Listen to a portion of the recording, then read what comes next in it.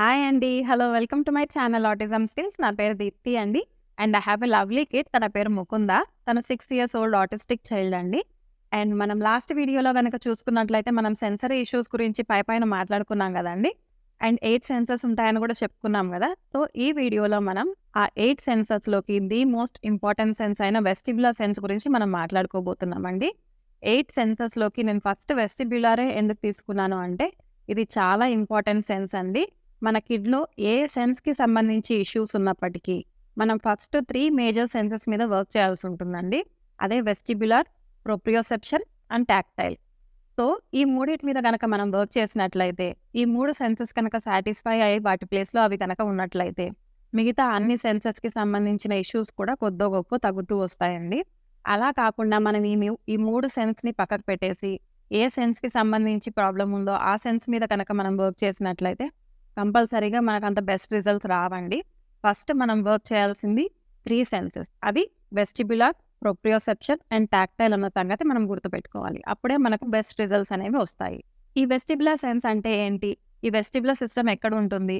And ఈ vestibular system వల్ల వచ్చే ఇష్యూస్ ఎలా ఉంటాయి అనేది మనం ఇప్పుడు తెలుసుకుందాం. ఈ వెస్టిబ్యులర్ సిస్టమ్ అనేది సెన్స్ ఆఫ్ మూవ్‌మెంట్ అంటారండి. అంటే మన బాడీ ఇచ్చే ప్రతి మూవ్‌మెంట్‌ని, మన బాడీ యొక్క పొజిషన్‌ని మన బ్రెయిన్‌కి ఇన్ఫర్మేషన్ ఎవరు పాస్ చేస్తున్నారు అంటే ఈ వెస్టిబ్యులర్ సిస్టమ్ పాస్ చేస్తూ ఉంటుంది. అంటే మనం రైట్‌కి తిరిగామా, లెఫ్ట్‌కి తిరిగామా, ఇలా ఇన్‌క్లైన్ పొజిషన్‌లో ఉన్నామా, స్ట్రెయిట్‌గా ఉన్నామా, ఒక చైర్ మీద కూర్చొని ఉన్నామా, ఒక టేబుల్ మీద నిల్చొని ఉన్నామా, లేకపోతే 2 కార్స్ ఉన్నాయనుకోండి. మన కార్ మూవ్ అవుతుందా, పక్క కార్ మూవ్ అవుతుందా, ఇలాంటి మన బాడీ యొక్క మూవ్‌మెంట్‌ని, మన బాడీ యొక్క పొజిషన్‌ని, ప్రతి ఇన్ఫర్మేషన్‌ని మన బ్రెయిన్‌కి ఎవరు పాస్ చేస్తున్నారు అంటే వెస్టిబ్యులర్ సిస్టమ్ పాస్ చేస్తూ ఉంటుంది. సో, ఇప్పుడు మనం వెస్టిబ్యులర్ సిస్టమ్ చేసే పని గురించి తెలుసుకున్నాం గదా! అసలు ఈ వెస్టిబ్యులర్ సిస్టమ్ అన్నది ఎక్కడ ఉంటుంది అంటే, మన ఇన్నర్ ఇయర్‌లో ఉంటుందండి ఈ వెస్టిబ్యులర్ సిస్టమ్ అన్నది. ఇలా ఇక్కడ బ్యాక్ ఆఫ్ ద ఇయర్‌లో ఉంటుంది. ఇది ఎంత ఇంపార్టెంట్ సెన్స్ అంటే, ఇప్పుడు మనం ఐస్ ఇక్కడ ఉన్నాయి కదా! మనం ఇక్కడి నుంచే చూస్తాం. నోస్ ఇక్కడ ఉంది కదా! ఇక్కడి నుంచే స్మెల్ చేయగలం. ఇయర్స్ ఇక్కడ ఉన్నాయి. ఇక్కడి నుంచే వినగలం. బట్ ఈ వెస్టిబ్యులర్ సిస్టమ్ అన్నది ఇక్కడ ప్రెజెంట్ అయ్యున్నప్పటికీ, దీని యొక్క సెన్స్‌ని మనం all over the body feel అవుతూ ఉంటాం. అంటే ఇఫ్ సపోజ్ వెస్టిబ్యులర్ సిస్టమ్ అంటే మూవ్‌మెంట్ అనుకున్నాం గదా! ఇఫ్ సపోజ్ మనం ఒక స్వింగ్‌లో కూర్చొని, ఒక ఉయ్యాలలో కూర్చొని ఊగుతూ ఉన్నాం అనుకుందాం. ఒక 5 ఆర్ 10 మినిట్స్ ఊగిన తర్వాత చాలా మందికి ఒక సార్ట్ ఆఫ్ అన్‌కంఫర్టబుల్ ఫీలింగ్, ఒక అనీజీ ఫీలింగ్ అనేది స్టార్ట్ అవుతుంది గదా! అదెందుకంటే వెస్టిబ్యులర్ సిస్టమ్ ఓవర్‌లోడ్ అయిపోయింది కాబట్టి, అలా ఒక అన్‌కంఫర్టబుల్ ఫీలింగ్ అనేది మనకొస్తూ ఉంటుంది. అంటే వెస్టిబ్యులర్ సిస్టమ్ ఉన్నదిక్కడ. బట్ దాని యొక్క ఎఫెక్ట్ మనకెక్కడ కనిపిస్తుంది? ఇక్కడ కనిపిస్తుంది. సో, ఈ వెస్టిబ్యులర్ సిస్టమ్ యొక్క effect all over the body మనం ఫీల్ అవుతామన్న సంగతి మనం గుర్తుపెట్టుకోవాల్సుంటుంది. అండ్ మనం ఆటిజం కిడ్స్‌కొచ్చేసరికి ఈ సెన్స్ అనే కాదండి, ఏ సెన్స్ అయినా కూడా ఐదర్ హైపో కానీ, హైపర్ కానీ ఉంటుంది. అసలు ఈ హైపో అంటే ఏంటి? హైపర్ అంటే ఏంటి? అనేది నేను మీకు ఒక ఎగ్జాంపుల్‌తో ఎక్స్‌ప్లెయిన్ చేయడానికి ట్రై చేస్తాను. ఇఫ్ సపోజ్ మీరు ఆఫీస్‌లో కుదురుగా కూర్చొని వర్క్ చేసుకుంటూ ఉన్నారనుకుందాం. సో, మీరు ఫోకస్డ్‌గా, కుదురుగా కూర్చొని ఉన్నారు అంటే, మీ ఆల్ 8 సెన్సెస్ కూడాను ఆప్టిమల్ అరౌజల్ లెవెల్‌లో ఉన్నాయి అన్న సంగతి మీరు గుర్తుపెట్టుకోవాల్సుంటుంది. బట్ కాసేపటి తర్వాత పక్కన ఎవరో బిర్యానీ తింటున్నారు. మీకు ఆకలి స్టార్ట్ అయింది. బిర్యానీ తినాలి అన్న క్రేవింగ్ స్టార్ట్ అయింది అనుకుందాం. సో, అప్పుడు మీరు ఆలోచిస్తారు కదా! ఏ బిర్యానీ తిందాము? వెజ్ బిర్యానీ తిందామా? చికెన్ బిర్యానీ తిందామా? లేకపోతే ఏ రెస్టారెంట్ నుంచి ఆర్డర్ చేసుకుందామా? అని మీ ఫోకస్ అనేది దాని మీదకి డైవర్ట్ అయిపోయింది. అంటే మీరు హైపో స్టేట్‌లోకెళ్ళిపోయినట్లు. అంటే మీకు ఆ క్రేవింగ్ స్టార్ట్ అయింది. మీకు అన్‌లెస్ అంటిల్ ఆ బిర్యానీ ఆర్డర్ చేసుకొని, ఆ బిర్యానీ తినేంత వరకు మీరు మళ్ళీ ఆప్టిమల్ అరౌజల్ లెవెల్‌లోకి రారు. So, if suppose me capacity ఒక బిర్యానీ అనుకుందాం. ఒక బిర్యానీ తిన్న తర్వాత మీరు మళ్ళీ ఆప్టిమల్ అరౌజల్ లెవెల్‌లోకొచ్చి, మీరు ఫోకస్డ్‌గా మీ వర్క్ చేసుకోగలరు అనుకుందాం. సో, మీరు ఆర్డర్ చేసుకున్న తర్వాత మీరు తినేటప్పుడు మీ ఫ్రెండ్ ఎవరైనా వచ్చి మీ బిర్యానీలో నుంచి హాఫ్ బిర్యానీ తను తినేసిందనుకుందాం. సో, మీరు హాఫ్ బిర్యానీ తిన్నారు. But me capacity 1 biryani. మీరు మళ్ళీ ఆప్టిమల్ లెవెల్‌లోకెళ్ళాలి అంటే మీరు తినాల్సింది 1 బిర్యానీ. బట్ మీరు హాఫ్ బిర్యానీనే తిన్నారు. మీ టమ్మీ ఫుల్ కాలేదు.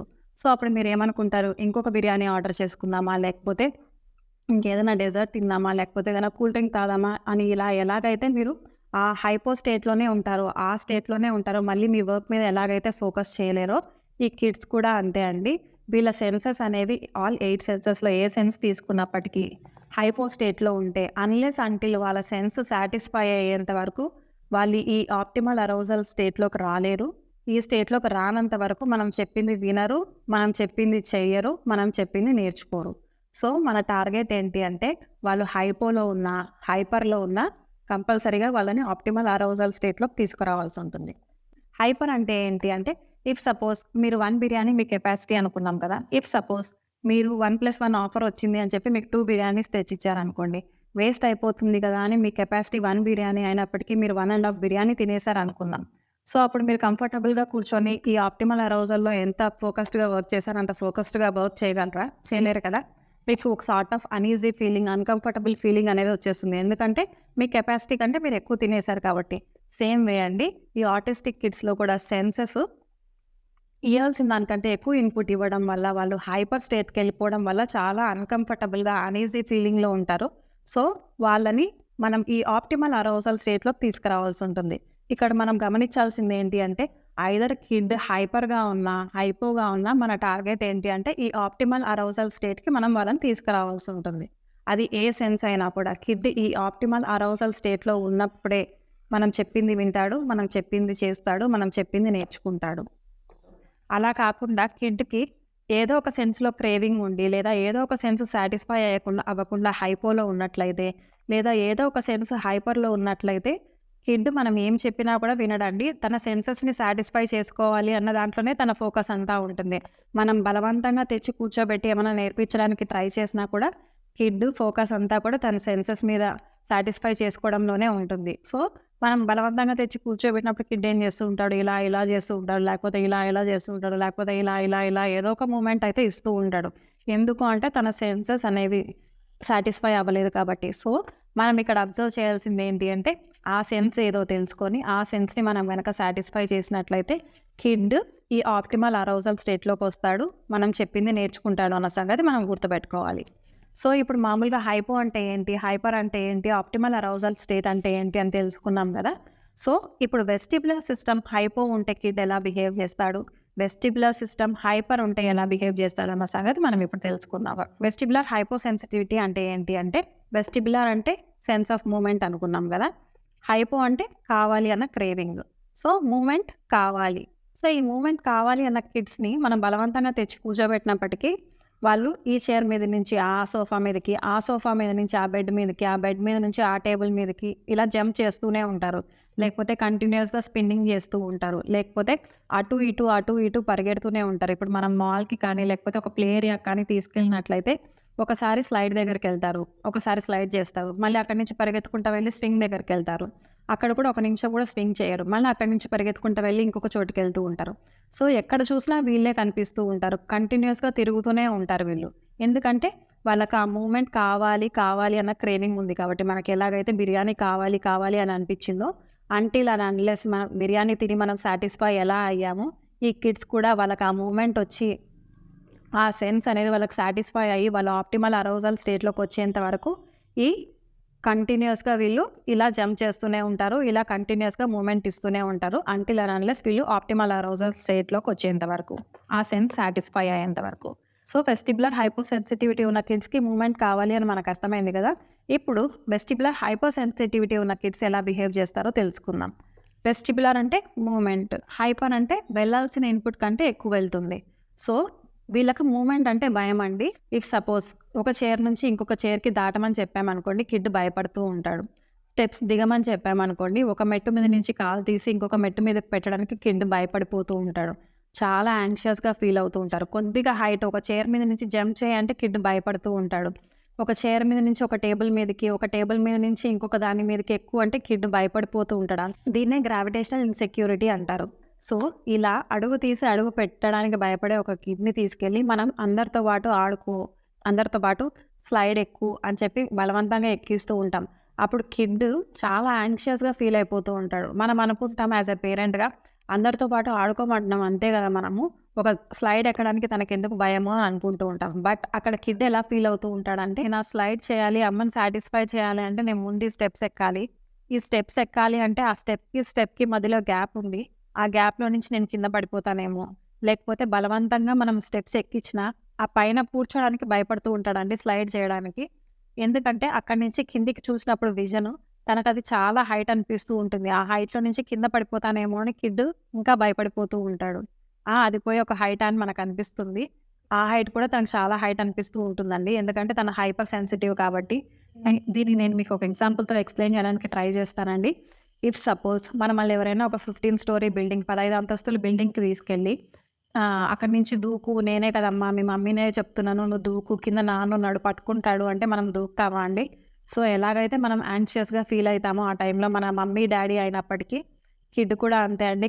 కింద నాన్న స్లైడ్ దగ్గర పట్టుకుంటానన్నా, పైన నుంచి నేనే తోస్తున్నా, ఇట్స్ ఓకే నాన్న నేనున్నా నీ వెనకలే ఉన్నా అని మనం ఎంత ధైర్యం చెప్తున్నా కూడా కిడ్ ఆ యాంగ్షియస్ ఫీలింగ్‌లో మనం చెప్పింది ఏది వినడండి. సో, అలా 15 స్టోరీ బిల్డింగ్ నుంచి మనల్ని తోసేస్తూ ఉంటే మనం ఎంత యాంగ్షియస్‌గా ఫీల్ అవుతూ ఉంటాం. కింద నాన్న ఉన్నప్పటికీ, పైన మమ్మీ ఉన్నప్పటికీ మనం ఎంత యాంగ్షియస్‌గా ఫీల్ అవుతామో సేమ్ అండి కిడ్ కూడా. మనకు ఆ 15 స్టోరీ బిల్డింగ్ హైట్ అనిపిస్తే కిడ్‌కి 10 స్టెప్స్ ఉన్న స్లైడ్ కూడా తనకు అలాగే అనిపిస్తూ ఉంటుంది. ఎందుకంటే తను హైపర్ సెన్సిటివ్ కాబట్టి, తనకు ఆ చిన్న హైట్ కూడా పెద్ద హైట్ లాగా కనిపిస్తుంది కాబట్టి, తను చాలా భయపడిపోతూ ఉంటాడు. అలా మనం నెడుతూ ఉన్నప్పుడు కిడ్ మనల్ని గట్టిగా పట్టి రక్కేస్తూ ఉంటాడు. గట్టిగా పట్టేసుకుంటూ ఉంటాడు. అలా కిడ్ ఎందుకు చేస్తున్నాడు అంటే, కిడ్ లోపల లోపల చాలా భయపడిపోతున్నాడండి. కిడ్ మనతో ఏదో కమ్యూనికేట్ చేయడానికి ట్రై చేస్తున్నాడు. అమ్మా నాకు నా బాడీ సేఫ్ అనిపించట్లేదు. ఈ నేల తల్లి కూడా నాకు సేఫ్ అనిపించట్లేదు. నేను కింద పడిపోతానేమో అని నాకు భయమేస్తుంది. నువ్వన్నా సేఫ్ అనుకున్నానమ్మా. నువ్వన్నా నన్ను నెట్టకుండా ఉంటావనుకున్నాను. బట్ నువ్వు కూడా నెట్టేస్తున్నావు. అది నాకు ఎలా చెప్పాలో తెలియట్లేదు. నాకు చాలా భయమేస్తుందమ్మా అని కిడ్ మనల్ని గట్టిగా పట్టి రక్కేస్తూ ఉంటాడండి. నన్ను తొయ్యొద్దు అని చెప్పి. ఆ నాన్ వర్బల్ జెస్చర్స్ అనేవి మనం గమనించాల్సి ఉంటుంది. కిడ్ ఎప్పుడు కూడా ఏం కమ్యూనికేట్ చేయాలనుకుంటున్నాడు మనకు? తను ఎందుకు అలా బిహేవ్ చేస్తున్నాడు? ఎందుకు తను స్లైడ్ ఎక్కనంటున్నాడు? ఎందుకు స్వింగ్ ఎక్కనంటున్నాడు? అనేది మనం ఆలోచించాల్సి ఉంటుంది. కిడ్ స్లైడ్ ఎక్కట్లేదు, స్వింగ్ ఎక్కట్లేదు, అందరి పిల్లల్లాగా ఆడుకోవట్లేదు అని మనం అనుకుంటాం. బట్ ఎందుకు ఎక్కట్లేదు అని గనక మనం ఆలోచించినట్లయితే కంపల్సరీగా మన కిడ్‌లో ఏంటి ప్రాబ్లమ్ అనేది మనకు అర్థమవుతుందండి. సో, మనం కిడ్ ఇచ్చే బిహేవియర్ మీద కాకుండా, ఆ బిహేవియర్ వెనకలున్న రీజన్ ఏంటి అనేది గనక మనం అర్థం చేసుకొని, దాని మీద గనక మనం వర్క్ చేసినట్లయితే కంపల్సరీగా మన కిడ్‌లో ఇంప్రూవ్‌మెంట్స్ అనేవి మనం చూడొచ్చండి. సో, ఈ వీడియోలో మనం అర్థం చేసుకోవాల్సింది ఏంటి అంటే, కిడ్ ఆప్టిమల్ అరౌజల్ స్టేట్‌లో ఉంటేనే మనం చెప్పింది వింటాడు, మనం చెప్పింది చేస్తాడు, మనం చెప్పినట్లు ఆడుకోమంటే ఆడుకుంటాడు, నేర్చుకోమంటే నేర్చుకుంటాడండి. ఇఫ్ సపోజ్ కిడ్ హైపోలో ఉన్నా, అంటే మూవ్‌మెంట్ కావాలి అన్నా, లేకపోతే మూవ్‌మెంట్ వద్దు అనుకుంటున్నా కిడ్‌ని కొన్ని స్ట్రాటజీస్ ఉంటాయండి. ఆ స్ట్రాటజీస్ వాడి కనుక మనం ఈ ఆప్టిమల్ అరౌజల్ స్టేట్‌లోకి కనుక తీసుకొచ్చినట్లయితే కంపల్సరీగా మన కిడ్‌లో కూడా ఈ సెన్సరీ ఇష్యూస్ అనేటివి తగ్గి ఇంప్రూవ్‌మెంట్స్ అనేవి కనిపిస్తాయండి. ఆ స్ట్రాటజీస్ ఏంటి అనేది నేను నా అప్‌కమింగ్ వీడియోలో చెప్తాను.